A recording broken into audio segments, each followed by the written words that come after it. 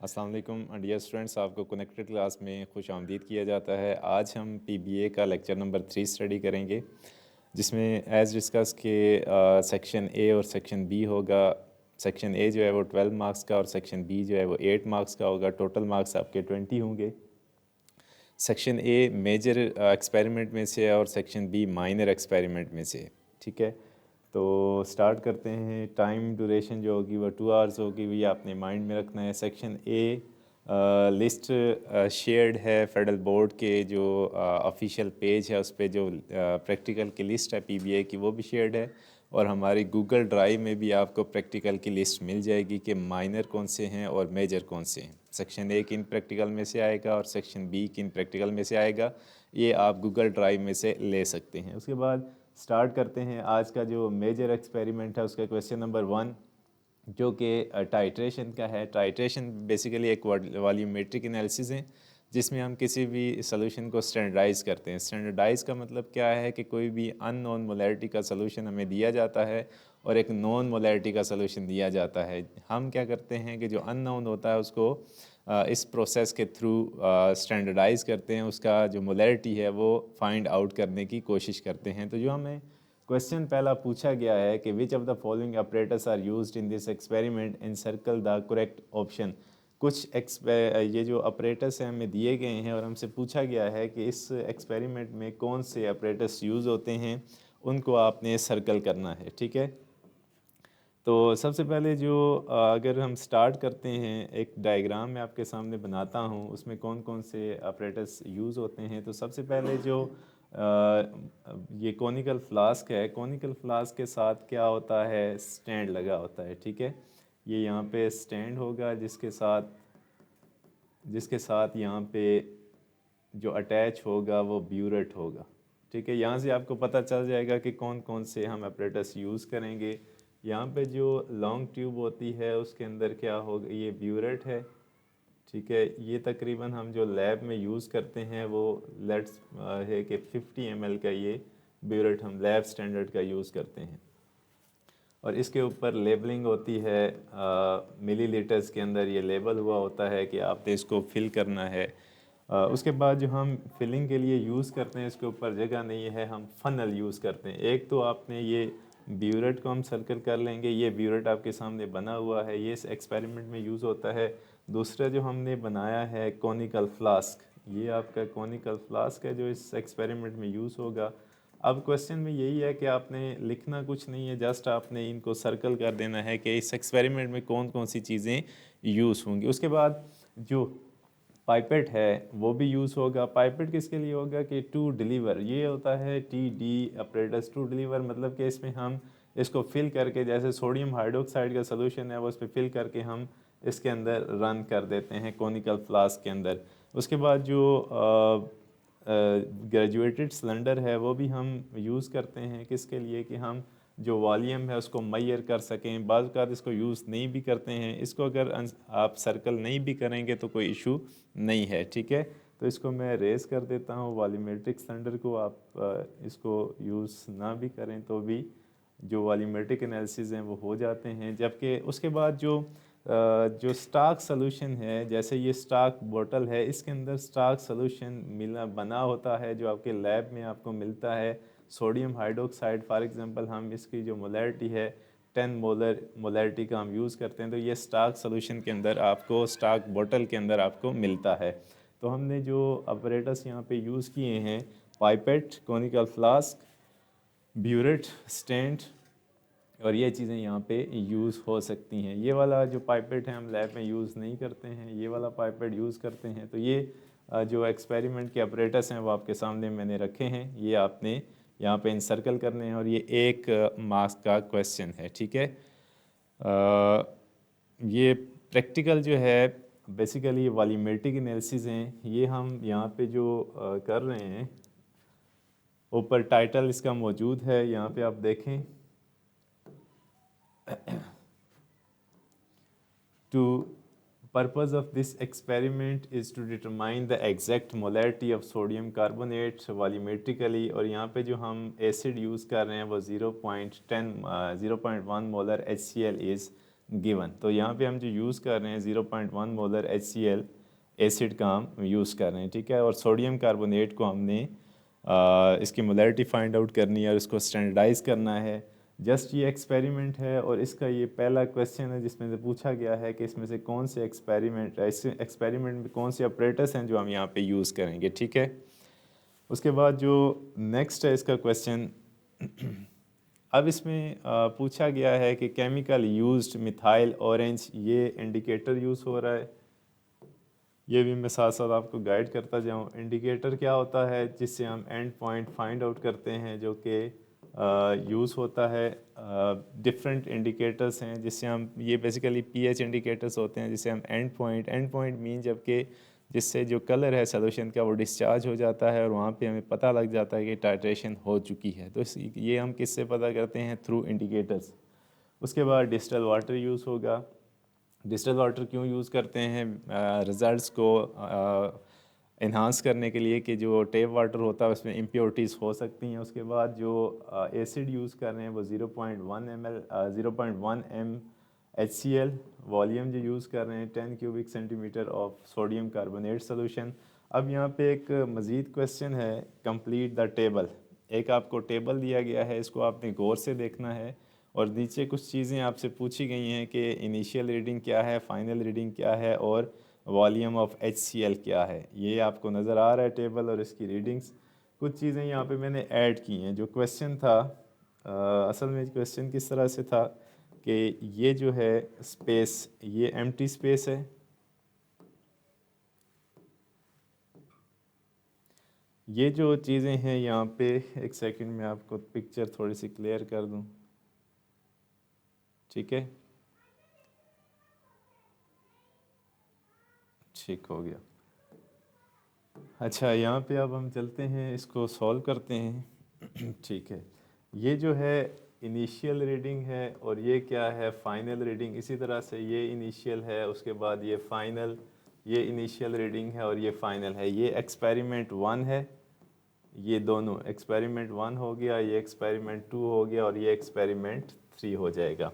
अब यहाँ पे आपने ये बताना है कि सबसे पहले इनिशियल रीडिंग फर्स्ट में कौन सी है। इनिशियल रीडिंग और फाइनल रीडिंग ये एक्सपेरिमेंट 1 का हो जाएगा, ये दोनों। अब इसको कैलकुलेट कैसे करेंगे, ठीक है। सबसे पहले आपने देखना है कि ये कहाँ पे है, ये जो आपका सोल्यूशन है, लिक्विड है, वो किस स्टेज के ऊपर है, ये उसकी ये लाइन है, ठीक है।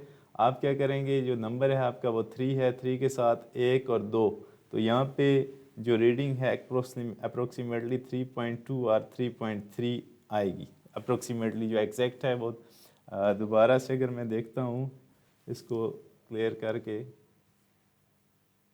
तो यहाँ पे 3 जो है, यहाँ पे है 1 2 और 3, तो ये बिल्कुल एग्जैक्ट लिखा गया है 3.3 है, ठीक है। और उसके बाद जो फाइनल रीडिंग है आपका नंबर कहाँ पे है, 17 पे। 17 से आपने स्टार्ट करना है और ये 0.1 2 3 4 एंड 5, तो यहाँ पे आप क्या लिख सकते हैं, 7.3 लिखा गया है, ये एग्जैक्ट जो बनेगी 7.5। ये थोड़ा बहुत पॉइंट का फ़र्क हो सकता है, लेकिन जो एग्जैक्ट नंबर है 7.3 7.4, ये जो नंबर हैं ये आपने पॉइंट्स में लिखने हैं, जैसे 17.1 2 3 4 एंड 5, जहाँ पे आपका सोल्यूशन आ जाएगा, ठीक है। उसके बाद जो वॉल्यूम ऑफ HCl यूज्ड आपने करना है, वो आप क्या करेंगे, del V is equals to V2 minus V1।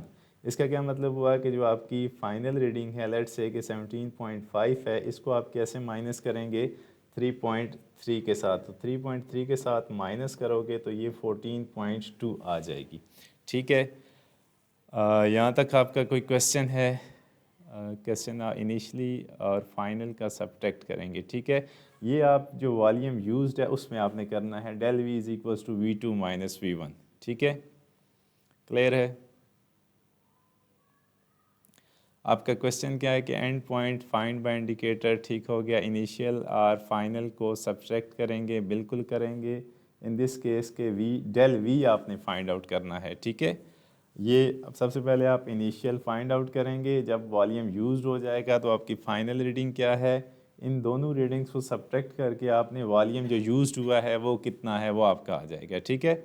तो लेट्स से कि 17 पॉइंट, हाँ, तो इसमें जो रीडिंग है यहाँ से आप के देखेंगे 6.1234 6.5 यहाँ पे अप्रोक्सीमेट रीडिंग लिखी गई हैं।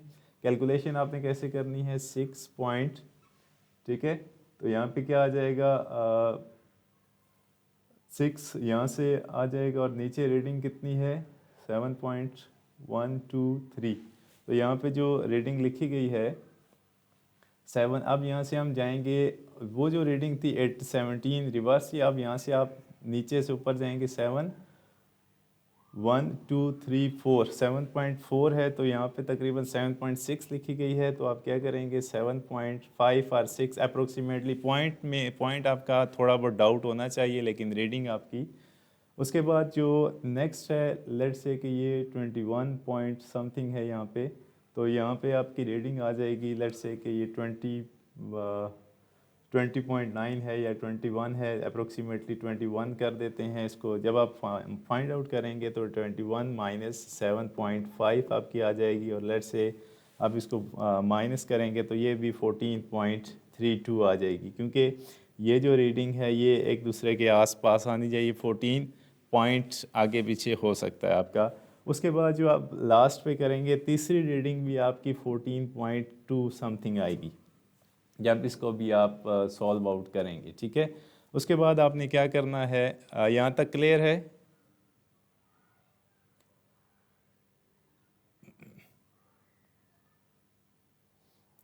इसको आप मैंने 21 रखा है, 21 रखा है, जो एग्जैक्ट उसने दी है वो 20.9 दी है, ठीक है।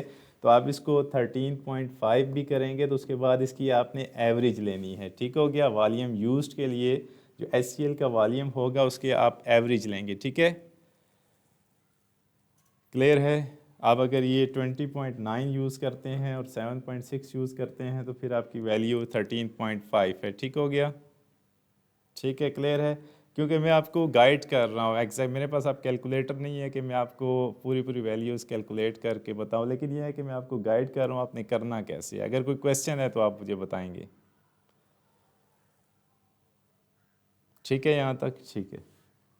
अच्छा, नेक्स्ट है, यहाँ से हमने कुछ रीडिंग्स को डिस्कस किया। अब जो वॉल्यूम यूज्ड है, लेट्स से कि मैं कहता हूँ कि मेरे पास जो रीडिंग आ रही है यहाँ पे पहली जो आई थी 14.2 आई, और आपने कहा भाई 13.5 है, और तीसरी जो है 14.3 आ गई।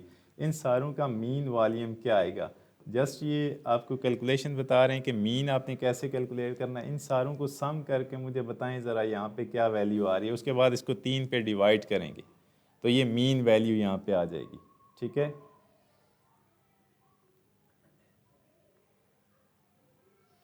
जल्दी से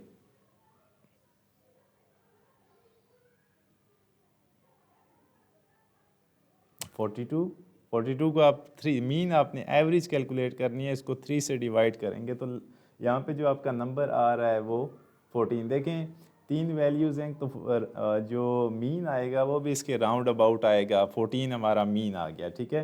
तो आपका यहाँ पे उसने स्पेस छोड़ी हुई है, यहाँ पे आपने लिखना है, ये 3 नंबर आ गए आपके। अब उसके बाद मीन वैल्यू भी आप यहाँ पे लिखेंगे। यहाँ तक बात क्लियर हो गई? उसके बाद आगे आप चलेंगे, थोड़ा सा स्पीड पकड़ते हैं। अब नेक्स्ट है कि केमिकल इक्वेशन उसने दी है जिसमें सोडियम कार्बोनेट HCl और 2NaCl 2H2 और CO2 बन रहा है। अब नीचे कुछ हमसे डिमांड भी कर रहा है कि वो क्या है कि find the value of N1 for Na2CO3। N1 और N2 इसकी वैल्यूज़ क्या हो सकती हैं इसमें, जल्दी से मुझे बताएं। N1 क्या है और N2 क्या है? N1 क्या होगा कि जो रिएक्टेंट्स के मोल्स हैं, N1 Na2CO3 के मोल्स होंगे, और N2 क्या होंगे, HCl के मोल्स होंगे। तो N1 क्या हो जाएगा यहाँ पे 1, और N2 क्या हो जाएगा 2। यहाँ तक क्लियर है आपको? बिल्कुल सही है, N1 इज इक्वल टू 1 और N2 इज इक्वल टू 2, ठीक है। उसके बाद हम इसके, ये 1 नंबर का है, ये आपने लिख दिया, इसमें कोई तफसील, सारी चीज़ें आपको बता रहा है, गाइड कर रहा है। सिर्फ आपने क्या करना है कि अंडरस्टैंड करके वो चीज़ें पुट करनी है। जैसे उसने आपकी कैलकुलेशन कुछ नहीं दी, जस्ट आपकी उसने अंडरस्टैंडिंग पूछी है कि यहाँ पे N1 क्या होगा और N2 क्या होगा। उसके बाद बी में पूछ रहा है कि calculate the molarity of Na2CO3 by using formula M1V1 is equals to M2V2 over N2। यहाँ पे हम क्या कर लेंगे, कुछ चीज़ें हमने करनी है, जैसे M1 जो है वो हमने कैलकुलेट करना है, ठीक है। और इसके लिए V1 कितना होगा, जो Na2CO3 का हमने वॉल्यूम यूज़ किया था, कुछ चीज़ें मैं देख लेता हूँ। उसके बाद जो M2 है, M2 0.1 मोलर HCl हम यूज़ कर रहे हैं, ठीक है। और V2 जो है मीन वैल्यू हम कितना यूज़ कर रहे हैं, लेट्स से कि हम जो 14, और उसके बाद जो N2 की वैल्यू आई थी वो कितनी है 2, और इस केस में N1 की वैल्यू कितनी है 1, ठीक है। अब ज़रा यहाँ पे एक चीज़ मैं और देखूँगा, यहाँ पे जो N1 क्या आ गया 1 और N2 2 आ गया, ठीक है, ये हमने सही लिखा। उसके बाद जो मीन वैल्यू है हमारा HCl का वो 14 है, 2 के केस में हम 14 लिख रहे हैं। जो आप जैसे एसिड के लिए हम 2 वैल्यू यूज़ कर रहे हैं, तो यहाँ पे मैं लिख रहा हूँ कि M1 जो था वो 0.1, N2 इसके लिए क्या हो जाएगा 2, और V2 इसके लिए क्या हो जाएगा 14, ठीक है। उसके बाद जो यूज़ कर रहे थे वॉल्यूम V1, सोडियम कार्बोनेट का जो वॉल्यूम है वो कितना यूज़ कर रहे हैं 10 क्यूबिक सेंटीमीटर। तो अब हम कैलकुलेशंस की तरफ चलते हैं। हाँ, यहाँ पे मैंने कैलकुलेशन लिखी थी, तो V1 कितना हो जाएगा 10 क्यूबिक सेंटीमीटर। अब आपने यहाँ पे वैल्यूज़ तो पुट कर ली, अब क्या करेंगे कि फार्मूले के अंदर वैल्यूज़ को हम पुट करेंगे और इसको कैलकुलेट करेंगे। तो यहाँ पे आ जाएगा M1 is equals to M2 V2 over N2, ठीक है। ये जो N1 है इस साइड पे आके मल्टीप्लाई हो जाएगा और V1 इस साइड पे आके डिवाइड हो जाएगा, जिससे हम क्या करेंगे M1 की वैल्यू को कैलकुलेट कर सकते हैं, ठीक है। M1 की वैल्यू कैसे आएगी, M1 को आप जब यहाँ पे वैल्यूज़ पुट करेंगे, M2 कितना है 0.1, V2 कितना है 14, और जो N1 है वो कितना है 1 divided by N2 2 multiply by V1 कितना है 10। इसको आप सॉल्व करेंगे तो ये कितना आना चाहिए 0.05 अप्रोक्सीमेटली। कुछ वैल्यूज़ आगे भी जाएगी, लेकिन जो मैंने आंसर लिखा है वो 0.05, आपका 0.07 आ रहा है, तो ये अप्रोक्सीमेट वैल्यू है, ठीक है। कैलकुलेशन ऐसे ही होगी। इसमें कोई क्वेश्चन है आपका तो आप पूछ सकते हैं जल्दी से, ठीक है। अच्छा, उसके बाद जो ये क्वेश्चन जो है यहाँ पे कंप्लीट हो चुका है, क्वेश्चन नंबर 1 जो कि वॉल्यूमेट्रिक एनालिसिस था। इसमें जो नंबर की डिस्ट्रीब्यूशन है वो भी आपके सामने है। अब यहाँ पे इसने रिज़ल्ट भी पूछा है। रिज़ल्ट में आप क्या लिखेंगे कि M1 कितना आ रहा है 0.05 मोलर और 0.7 मोलर, जो भी आपकी अप्रोक्सीमेट वैल्यू यहाँ पे आएगी वो आपने यहाँ पे लिख देनी है, ठीक है। आपका ये प्रैक्टिकल नंबर 1 कंप्लीट हो जाएगा। उसके बाद हम चलते हैं प्रैक्टिकल नंबर 2 की तरफ। अब यहाँ पे है कि ये हमने पहले भी इस तरह का एक एक्सपेरिमेंट किया था लास्ट PBA में, कि ये क्योंकि मेजर एक्सपेरिमेंट 6-7 ही हैं जो लिस्ट आपके साथ शेयर की गई है, बार बार उसी में से रिपीट हो रहे हैं। तो हम इसको ज़रा देखते हैं कि in this diagram below right the name of the apparatus. ज़रा स्टार्ट करें, इनके नाम क्या होंगे इस डायग्राम में अपरेटस के, कि ये डिस्टिलेशन असेंबली है, जिसमें सबसे पहली इसको हम क्या लिखेंगे तो ये जो है इसको हम राउंड बॉटम फ्लास्क या डिस्टिलेशन फ्लास्क कहते हैं, डिस्टिलेशन फ्लास्क या RBF या राउंड बॉटम फ्लास्क, ठीक है। नंबर 1 पे ये आ गया। उसके बाद जो है ये पूरा कॉलम जो है इसको हम क्या कहते हैं, फ्रैक्शनेटिंग टावर,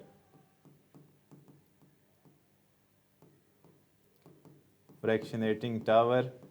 उसके बाद इसके अंदर जो चीज़ें लगी होती हैं, ये जैसे आपको बाल्स नज़र आ रहे हैं, या बाल्स फ्रैक्शनेटिंग टावर के अंदर ऐसे लाइनें भी होती हैं, ठीक है। इसको हम क्या कहते हैं, ग्लास बीड्स,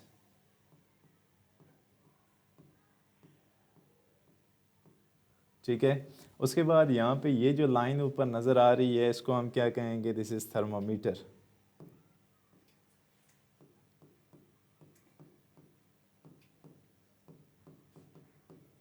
ठीक है, ये जो लाइन लगी हुई है इसको हम थर्मामीटर कहेंगे। उसके बाद ये जो गिलास की ट्यूब आपको नज़र आ रही है इसको हम क्या कहते हैं, कंडेंसर। ठीक है, तो ये आपने इसको लेबल करना है जिसके आपको 2 नंबर मिलेंगे। ठीक है, इसमें आपका कोई क्वेश्चन है तो मुझे बताएंगे।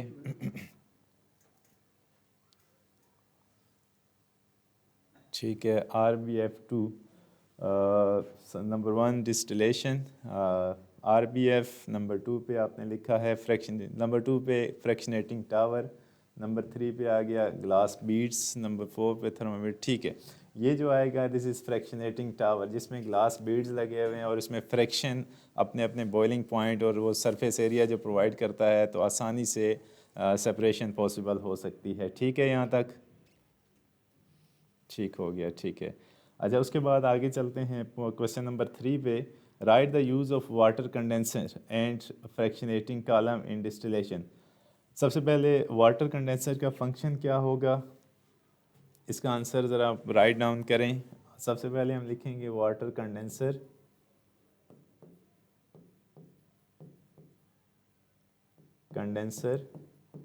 is used to condense gaseous fractions into liquid state। ठीक है, आप अपनी वर्डिंग के अंदर भी इसको लिख सकते हैं कि कंडेंसर का फंक्शन क्या होता है कि यहाँ से जो फ्यूम्स जाएंगे, गैस जाएगी, यहाँ पे आपका लिक्विड पड़ा हुआ है, ये इतना हीट होता है कि यहाँ से गैस जाती है। जब गैस जाएगी तो जब गैस इस कंडेंसर से पास होगी तो यहाँ से वाटर इन हो रहा है, कोल्ड वाटर, और यहाँ से वो आउट हो रहा है। जब कोल्ड वाटर के साथ ये टकराती है, यहाँ पे आगे पाइप होता है जिसमें से कोल्ड वाटर इन हो रहा है और कोल्ड वाटर यहाँ से आउट हो रहा है। तो जब ये टकराएगा तो एंड पे जो गैस है वो किस में चली जाती है, लिक्विड स्टेट के अंदर। तो कंडेंसर क्या काम करता है, जो गैशियस फ्रैक्शंस आ रही होती हैं उनको कंडेंस करके लिक्विफाई कर देता है। ठीक है, ठीक हो गया। उसके बाद जो दूसरा है फ्रैक्शनेटिंग कॉलम, इसकी जो इसका यूज़ क्या होगा इसको ज़रा देखें। And fractionating column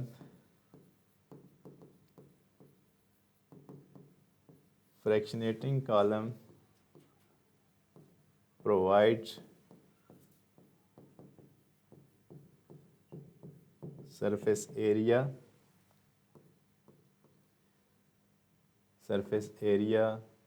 to fractions having closer boiling points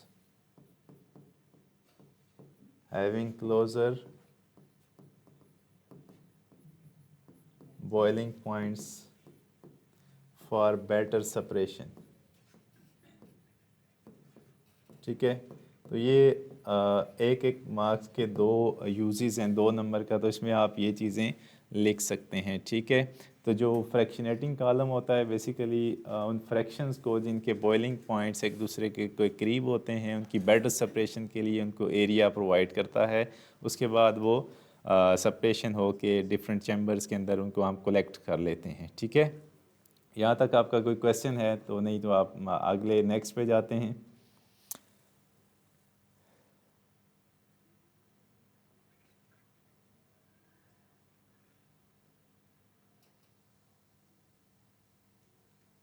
ठीक है, हाँ जी, closer boil for better separation, ठीक हो गया। अच्छा उसके बाद हम नेक्स्ट पे जाते हैं अगले क्वेश्चन की तरफ। क्वेश्चन नंबर 3 है, purpose of this experiment to distinguish between gases through chemical reaction. अब ये आपका एक मेजर एक्सपेरिमेंट है जिसमें हम गैसेस को डिटेक्ट करते हैं थ्रू डिफरेंट रिएजेंट्स। इसमें जो हमें गैसेस प्रोवाइड की गई हैं वो आपके सामने हैं। एक स्टूडेंट है जिसको गैसेस प्रोवाइड की गई हैं और उससे कहा गया है कि आप इसको, और रीएजेंट्स भी दिए गए हैं। एक रीएजेंट यहाँ पे अननोन कर दिया गया है और एक ऑब्जर्वेशन जो है वो अननोन कर दी गई है, और उसके बाद जो इन्फेरेंसेस 2 अननोन है, ये हमने टेबल कंप्लीट करना है। अमोनिया को जब हम रेड लिटमस के साथ रिएक्ट करते हैं तो अमोनिया क्या करता है, रेड लिटमस को ब्लू कर देता है। Because of basic nature red litmus blue, यहाँ इसको ऐसे लिख सकते हैं, टर्न्स इनटू ब्लू। ठीक है, तो आप जब लिखेंगे तो इसको आपने लिखना है टर्न्स इनटू ब्लू। ठीक है, तो NH3 प्रेजेंट है तो ऑब्जर्वेशंस क्या आएंगी, टर्न्स इनटू ब्लू। उसके बाद क्या होगा कि कार्बन डाइऑक्साइड मिल्की, यहाँ पे हम कौन सा रिएजेंट लेके आएंगे कि जो कार्बन डाइऑक्साइड है उस रिएजेंट के साथ रिएक्ट करके उसको मिल्की बना देती है। तो वो कौन सा रिएजेंट हो सकता है, जो कैल्शियम हाइड्रोक्साइड, लाइम वाटर, उसके साथ अगर कार्बन डाइऑक्साइड रिएक्ट करती है तो वो मिल्की हो जाता है। तो हम क्या लिखेंगे, CO2 प्रेजेंट। इन्फ्रेंसिस मीन रिजल्ट, अगर आपका ये पॉजिटिव आता है तो वो गैस वहाँ पे प्रेजेंट होती है। अब क्लोरीन जो है, blue litmus paper turns red, तो Cl2 प्रेजेंट। ये उसने पूरा खुद से दिया हुआ, इसमें आपने कुछ नहीं करना। अब जो कन्फर्मेटरी टेस्ट है अमोनिया के लिए वो एक ही है, glass rod with concentrated HCl। अगर हम ग्लास राड के साथ HCl को डिप करके रिएक्ट करवाते हैं अमोनिया के साथ तो क्या बनता है, फ्यूम्स ऑफ NH4Cl अकर। उसके बाद अगर इसके फ्यूम्स बनते हैं तो लास्ट में हम क्या लिखेंगे, NH3 कन्फर्म्ड। ये कन्फर्मेटरी टेस्ट है, इसके लिए आपने प्रेजेंट नहीं लिखना, NH3 इज़ कन्फर्म्ड। ठीक है, तो ये आपका टेबल कंप्लीट हो जाएगा। सही है, क्लियर हो गया यहाँ तक आपका ये टेबल। ये आपके जो मेजर एक्सपेरिमेंट थे उसमें मैंने यहाँ पे 3 ऐड किए हैं एक्सपेरिमेंट आपके, और मार्क्स की डिस्ट्रीब्यूशन, इसमें से टोटल जो होगा वो 12 मार्क्स आपके बनेंगे। 2 एक्सपेरिमेंट भी आ सकते हैं, अगर 2 आते हैं तो वो 6-6 नंबर या उसी हिसाब से उसके क्वेश्चन की मार्क्स की डिस्ट्रीब्यूशन होगी। अगर 3 आते हैं तो फिर 3 के अकॉर्डिंग्स वो 12 मार्क्स बनेंगे। ठीक है, तो ये स्पेसिफिक क्वेश्चन आपके सामने हैं और इसी में से इंशाल्लाह आपका पेपर भी आएगा। अगर आप ये बार बार तैयार करेंगे तो आपके फुल मार्क्स आएंगे। ठीक है, अच्छा नेक्स्ट है सेक्शन बी जो कि माइनर एक्सपेरिमेंट का है। माइनर एक्सपेरिमेंट में सबसे पहला जो है एक्सपेरिमेंट का जो टाइटल है वो आपके सामने है कि purpose of this experiment to demonstrate metal displacement reaction in aqueous solution. एक मेटल को हमने दूसरे मेटल के साथ रिप्लेस करना है। डिस्प्लेसमेंट रिएक्शन कौन से होते हैं, जिसमें एक मेटल को किसी दूसरे मेटल के साथ डिस्प्लेस कर दिया जाता है और वह मेटल उसकी जगह खुद आ जाता है। इसमें है कि दूसरा जो मेटल जो पोजीशन लेगा उसको स्ट्रॉन्ग होना चाहिए जो ताकि वो उसकी पोजीशन ले सके। अब इसमें जो क्वेश्चंस हैं, क्वेश्चन नंबर 1 ये 2 मार्क्स का है। टोटल इस सेक्शन में 8 मार्क्स होंगे। A student places a clean iron nail into a beaker. अब यहाँ से आपने एक चीज़ जस्टिफाई करनी है कि जो आयरन है उसका सिंबल क्या होगा, Fe, और ये किस में डिप कर रहा है, copper sulphate solution, copper 2 sulphate CuSO4 के अंदर ये इसको डिप कर रहा है। State whether the intensity of the blue colour in the solution will increase, decrease और स्टे सेम। इसमें क्या होगा, state whether the intensity of the blue colour in the solution will increase, decrease और stay same. मतलब वो कह रहा है कि जो कॉपर सल्फेट का ब्लू कलर था वो क्या होगा, इंक्रीज हो जाएगा, डिक्रीज हो जाएगा या स्टे सेम, वैसे का वैसे ही रहेगा। इसका मैं आपको रिएक्शन भी लिख देता हूँ ताकि आपके लिए आसानी हो। CuSO4 डिस्प्लेसमेंट रिएक्शन कैसे होगा, जब Fe इसके साथ रिएक्ट करेगा तो यहाँ पे क्या बनेगा, FeSO4 प्लस Cu। अब आपके लिए आसानी होगी कि Cu जो था ब्लू उसमें रिप्लेसमेंट आई है, Fe ने Cu की जगह ले ली है और FeSO4 बन गया है। तो इसका मतलब है कि जो ब्लू था वो किसी और में कन्वर्ट हो जाएगा। FeSO4 का अपना कलर होता है तो इसके लिए हम क्या लिखेंगे, डिक्रीजेस। ठीक है, डिक्रीजेस क्यों होगा, बिकॉज के जो CuSO4 है उसने रिएक्ट कर दिया Fe के साथ, आयरन के साथ, क्योंकि आयरन जो है वो कॉपर से स्ट्रॉन्गर है तो आयरन जो है वो कॉपर की जगह खुद ले लेगा और इसका जो कलर है वो डिक्रीज हो जाएगा। ये 1 नंबर का आपका क्वेश्चन था, ठीक है, डिस्प्लेसमेंट रिएक्शन में से। उसके बाद the following chemical equation represent a displacement reaction. एक और डिस्प्लेसमेंट रिएक्शन आपको दिखाया गया है। ये रिएक्शन आपको नज़र आ रहा है तो मैं लिख देता हूँ Mg plus ZnSO4 gives us MgSO4 plus Zn, ठीक है। Identify which metal is more reactive based on this equation. इसमें से कौन सा मेटल रिएक्टिव है, आपने जस्ट उसका नाम लिखना है। इस इक्वेशन के थ्रू आप ये बताएंगे कि कौन सा मेटल मोस्ट रिएक्टिव है इस इक्वेशन के थ्रू।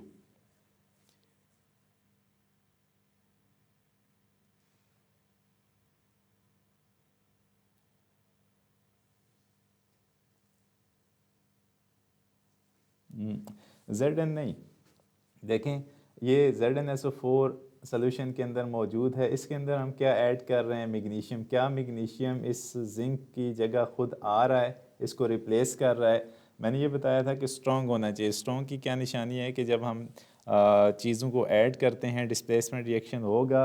डिस्प्लेसमेंट रिएक्शन पॉसिबल हो रहा है तो इसका क्या मतलब है कि मैग्नीशियम ने जिंक की जगह ली है। जिंक की जगह तब लेगा कि मैग्नीशियम जो है वो स्ट्रॉन्गर होगा एज़ कम्पेयर टू जिंक। तो यहाँ पे आप क्या लिखेंगे, magnesium is stronger as compare to zinc, ठीक है। तो आपने रिएक्टिविटी सीरीज़ में भी पढ़ा था कि मैग्नीशियम जो है वो रिएक्टिव मेटल है, ठीक है, क्लियर है। अब चलते हैं हम लास्ट जो इसका एक्सपेरिमेंट रहता है माइनर। ये देखें कितना जस्ट आपका अंडरस्टैंडिंग के सारे क्वेश्चन है, कोई रट्टा नहीं है, कोई कुछ नहीं है। अगर चीज़ आपको अच्छे तरीके से अंडरस्टैंड है तो आप उसका फ़ौरन आंसर दे सकेंगे, ठीक है। अब हम इसका जो लास्ट एक्सपेरिमेंट है माइनर उसको देखते हैं। ये जो एक्सपेरिमेंट है इसका टाइटल पहले आप देख लें, बल्कि एक सेकंड में देखता हूँ लास्ट है या ये क्वेश्चन नंबर 1 है, क्वेश्चन नंबर 2, 2 मज़ीद रहते हैं, ठीक है। अच्छा इसको देखते हैं ज़रा। इसका ये है कि अब ये सब्लिमेशन का एक्सपेरिमेंट है। The purpose of this experiment is to separate naphthalene from the given mixture of sand and salt by sublimation, ठीक है, ठीक हो गया। उसके बाद क्या है कि सबसे पहले आपने क्या करना है कि what is sublimation, name the substances in the mixture that undergo sublimation in this experiment. अब आपने सबसे पहले सब्लिमेशन को डिफ़ाइन करना है। इसके एक पार्ट ये हो गया। उसके बाद name the substances in the mixture that undergoes sublimation in this process. जो मिक्सचर आप ले रहे हैं उसमें से कौन सा ऐसा कंपाउंड है कि जो कि सब्लाइम्स हो रहा है, वो आपने यहाँ पे उसका नाम देना है, ठीक है। Direct change of solid to gas, तो यहाँ पे हम लिखेंगे conversion of solids directly into gaseous state upon heating without converting into liquid state, ठीक है। तो ये इसकी सब्लिमेशन की डेफिनेशन आ जाएगी, ठीक है। उसके बाद जो इसमें आप यूज़ कर रहे हैं, जैसे उसने कहा है कि नेफ्थलीन को हम सेपरेट कर रहे हैं, इसमें हम सैंड भी यूज़ करेंगे और साल्ट भी यूज़ करेंगे। 3 कंपाउंड्स इसमें यूज़ हो रहे हैं, 1, 2 एंड 3। तो इसमें हमने वो बताना है जो कि सब्लाइम्स हो रहा है। तो आप यहाँ पे क्या लिखेंगे, नेफ्थलीन, ठीक है, naphthalene सब्लाइम्स in this reaction, in this experiment, ठीक है। तो ये आपका क्वेश्चन कंप्लीट हो जाता है, सही है। इसमें कोई क्वेश्चन है आपका? तो हम नेक्स्ट की तरफ जाते हैं। बी पार्ट इसका, why is sand and salt left behind in this experiment, ठीक है। ये आपकी आंसर की है नीचे। इस लास्ट क्वेश्चन है इसका, Why is sand and salt left behind when separating naphthalene from the mixture by sublimation? जब आपने सब्लिमेशन की तो उसमें से नफ्थलीन तो उड़ गया लेकिन सैंड एंड साल्ट बाकी बचे। इसकी रीज़न क्या होगी? इसका आंसर ज़रा लिखें।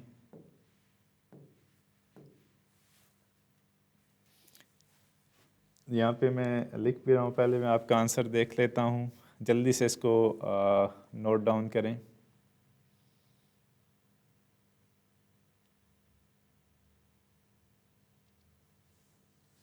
अच्छा, यहाँ पे है कि sand and salts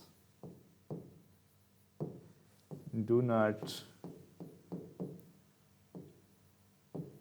sublime because of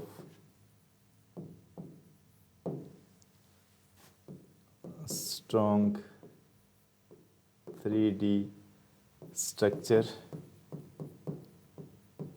that is strong bonding.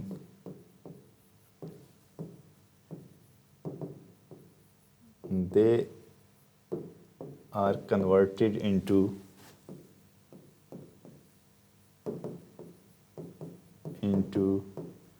liquid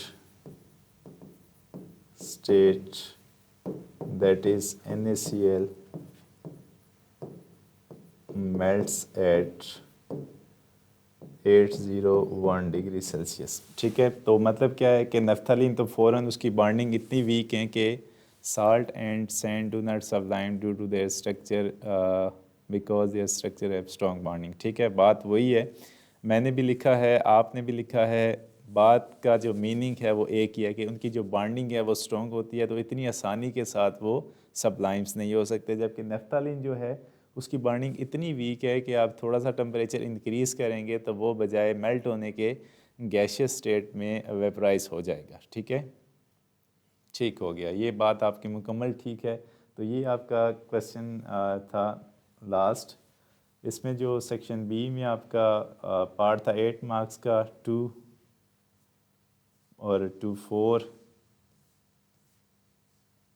यहाँ पे हमने जो मार्क्स हैं उसकी थोड़ी सी डिस्ट्रीब्यूशन आप देख लें। यहाँ पे जो होगा 8 मार्क्स, इसकी डिस्ट्रीब्यूशन थोड़ी सी इसको देख लीजिएगा।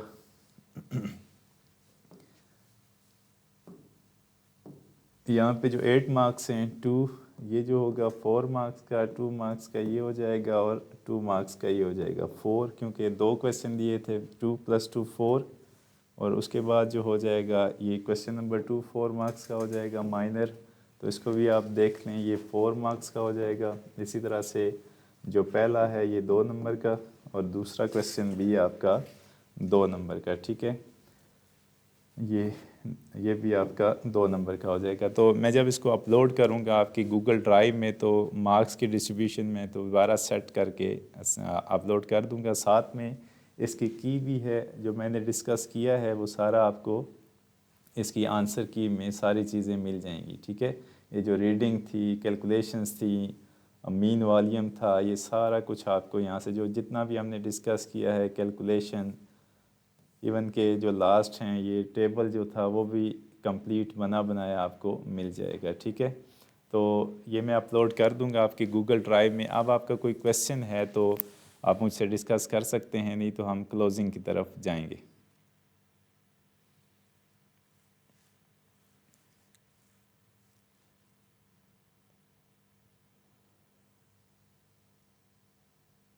ठीक है, अच्छा, मैं अब तमाम बच्चों से अब इजाज़त चाहूँगा। अपनी दुआओं में हमें याद रखें, खुश रहें, आबाद रहें। अल्लाह हाफ़िज़।